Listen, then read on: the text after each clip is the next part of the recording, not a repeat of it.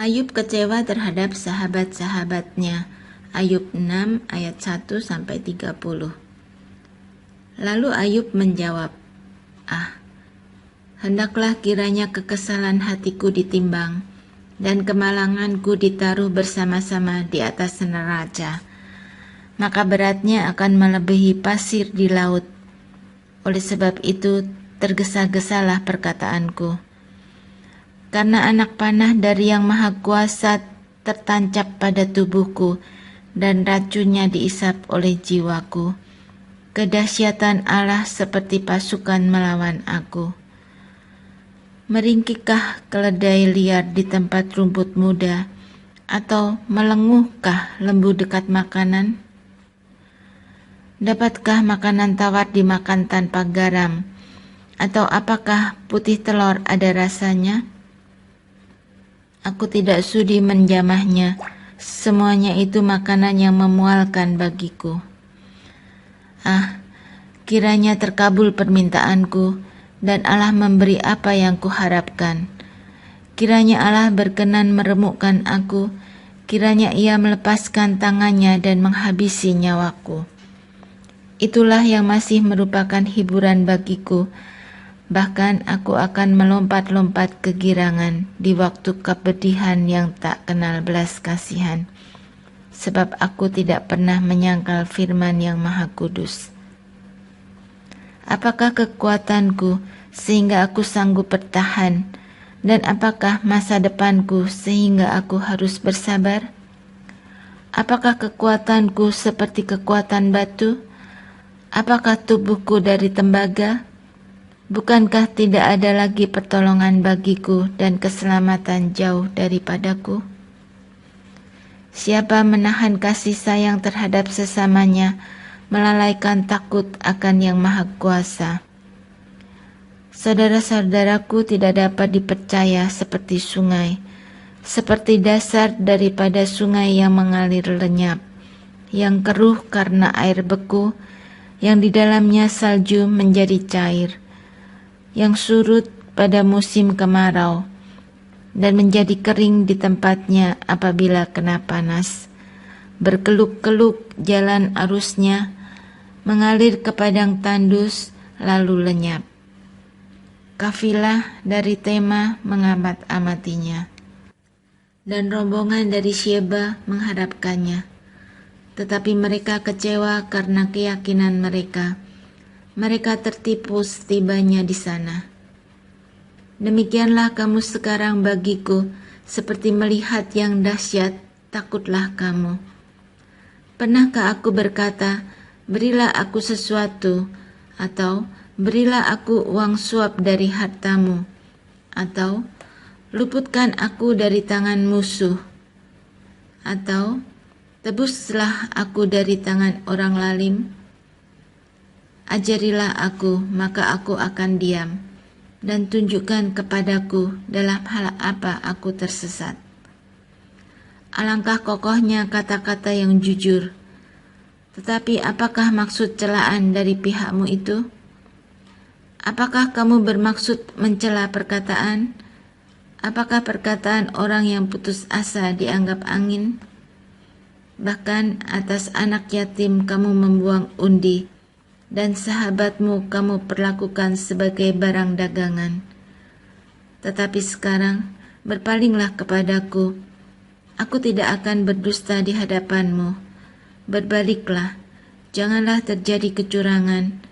Berbaliklah, aku pasti benar. Apakah ada kecurangan pada lidahku? Apakah langit-langitku tidak dapat membeda-bedakan bencana? Hidup itu berat. Ayub 7 ayat 1-21. Bukankah manusia harus bergumul di bumi, dan hari-harinya seperti hari-hari orang upahan? Seperti kepada seorang budak yang merindukan naungan, seperti kepada orang upahan yang menanti-nantikan upahnya. Demikianlah dibagikan kepadaku bulan-bulan yang sia-sia, dan ditentukan kepadaku malam-malam penuh kesusahan. Bila aku pergi tidur, maka pikirku, Bilakah aku akan bangun? Tetapi malam merentang panjang, dan aku dicekam oleh gelisah sampai dini hari. Berenga dan abu menutupi tubuhku, kulitku menjadi keras lalu pecah. Hari-hariku berlalu lebih cepat daripada torak dan berakhir tanpa harapan. Ingatlah bahwa hidupku hanya hembusan nafas. Mataku tidak akan lagi melihat yang baik. Orang yang memandang aku tidak akan melihat aku lagi. Sementara engkau memandang aku tidak ada lagi. Sebagaimana awan lenyap dan melayang hilang, demikian juga orang yang turun ke dalam dunia orang mati tidak akan muncul kembali. Ia tidak lagi kembali ke rumahnya dan tidak dikenal lagi oleh tempat tinggalnya. Oleh sebab itu, aku pun tidak akan menahan mulutku. Aku akan berbicara dalam kesesakan jiwaku, mengeluh dalam kepedihan hatiku.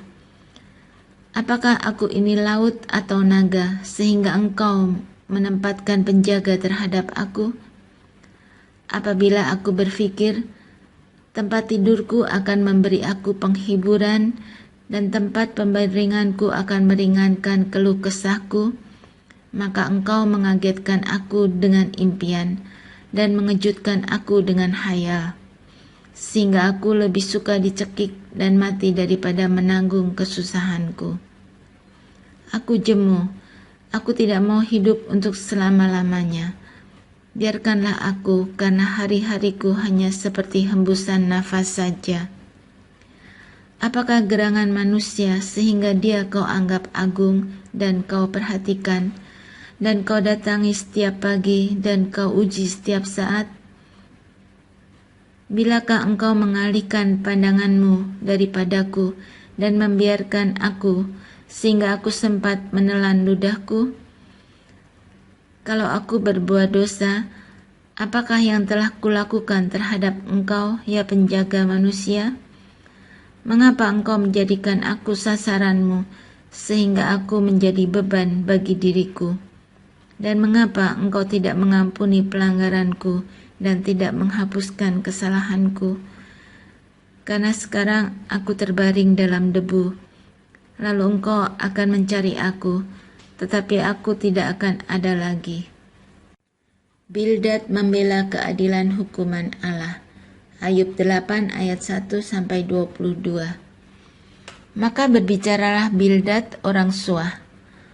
Berapa lamakah lagi engkau akan berbicara begitu dan perkataan mulutmu seperti angin yang menderu? Masakan Allah membengkokkan keadilan? Masakan yang Maha Kuasa membengkokkan kebenaran? Jikalau anak-anakmu telah berbuat dosa terhadap Dia, maka Ia telah membiarkan mereka dikuasai oleh pelanggaran mereka. Tetapi engkau, kalau engkau mencari Allah dan memohon belas kasihan dari Yang Maha Kuasa, kalau engkau bersih dan jujur, maka tentu Ia akan bangkit demi engkau, dan Ia akan memulihkan rumah yang adalah hakmu. Maka kedudukanmu yang dahulu akan kelihatan hina, tetapi kedudukanmu yang kemudian akan menjadi sangat mulia. Bertanya-tanyalah tentang orang-orang zaman dahulu, dan perhatikanlah apa yang diselidiki para nenek moyang. Sebab kita, anak-anak kemarin, tidak mengetahui apa-apa, karena hari-hari kita seperti bayang-bayang di bumi.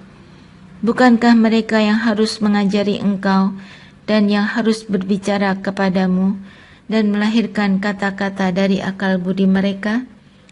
Dapatkah pandan bertumbuh tinggi kalau tidak dirawa, atau mensiang bertumbuh subur kalau tidak di air?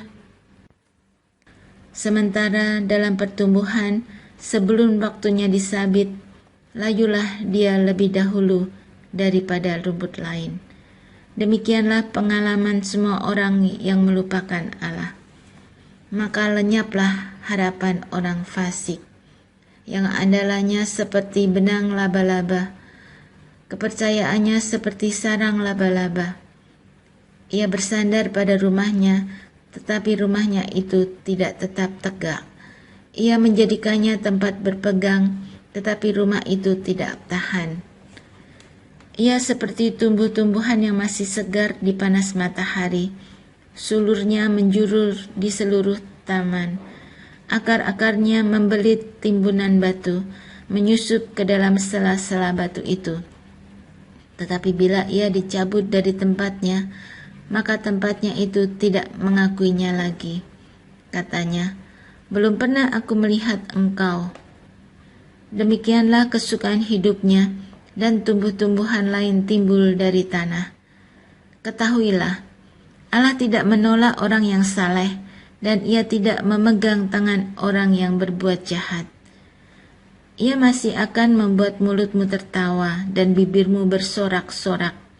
Pembencimu akan terselubung dengan malu, dan kemah orang fasik akan tidak ada lagi. Jawab Ayub, "Tidak seorang pun dapat bertahan di hadapan Allah." Ayub 9 ayat 1-35. Tetapi Ayub menjawab, "Sungguh, aku tahu bahwa demikianlah halnya. Masakan manusia benar di hadapan Allah? Jikalau ia ingin berperkara dengan Allah, 1 dari 1000 kali ia tidak dapat membantahnya. Allah itu bijak dan kuat. Siapakah dapat berkeras melawan Dia dan tetap selamat? Dialah yang memindahkan gunung-gunung dengan tidak diketahui orang, yang membongkar bangkirkannya dalam murkanya, yang menggeserkan bumi dari tempatnya sehingga tiangnya bergoyang-goyang, yang memberi perintah kepada matahari sehingga tidak terbit, dan mengurung bintang-bintang dengan meterai, yang seorang diri membentangkan langit dan melangkah di atas gelombang-gelombang laut, yang menjadikan bintang biduk, bintang belantik, bintang kartika, dan gugusan-gugusan bintang ruang selatan, yang melakukan perbuatan-perbuatan besar yang tidak terduga, dan keajaiban-keajaiban yang tidak terbilang banyaknya. Apabila ia melewati aku tidak melihatnya, dan bila ia lalu, aku tidak mengetahui.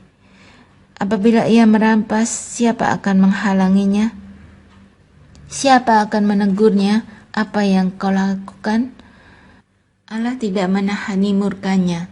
Di bawah kuasanya, para pembantu Rahab membungkuk. Lebih-lebih aku, bagaimana aku dapat membantah dia, memilih kata-kataku di hadapan dia? Walaupun aku benar, aku tidak mungkin membantah dia. Malah aku harus memohon belas kasihan kepada yang mendakwa aku. Bila aku berseru, ia menjawab.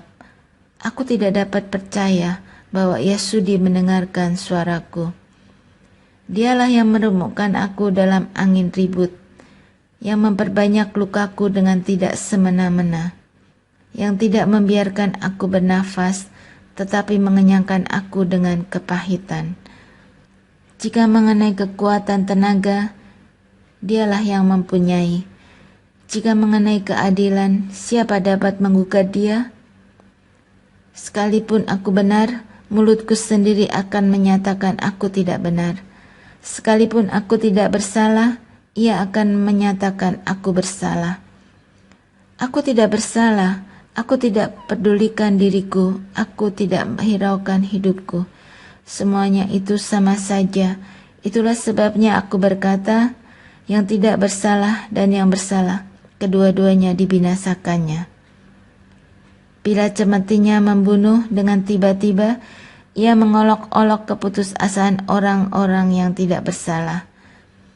Bumi telah diserahkan ke dalam tangan orang fasik, dan mata para hakimnya telah ditutupnya. Kalau bukan oleh dia, oleh siapa lagi?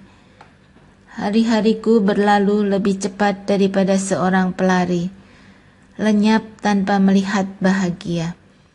Meluncur lewat laksana perahu dari pandan, seperti Raja Wali yang menyambar mangsanya. Bila aku berpikir, aku hendak melupakan keluh kesahku, mengubah air mukaku dan bergembira, maka takutlah aku kepada segala kesusahanku. Aku tahu bahwa Engkau tidak akan menganggap aku tidak bersalah. Aku dinyatakan bersalah. Apa gunanya aku menyusahkan diri dengan sia-sia? Walaupun aku membasuh diriku dengan salju dan mencuci tanganku dengan sabun, namun Engkau akan membenamkan aku ke dalam lumpur, sehingga pakaianku merasa jijik terhadap aku. Karena dia bukan manusia seperti aku, sehingga aku dapat menjawabnya. Mari bersama-sama menghadap pengadilan. Tidak ada wasit di antara kami yang dapat memegang kami berdua. Biarlah ia menyingkirkan pentungnya daripadaku. Jangan aku ditimpa kegentaran terhadap dia. Maka aku akan berbicara tanpa rasa takut terhadap dia, karena aku tidak menyadari kesalahanku.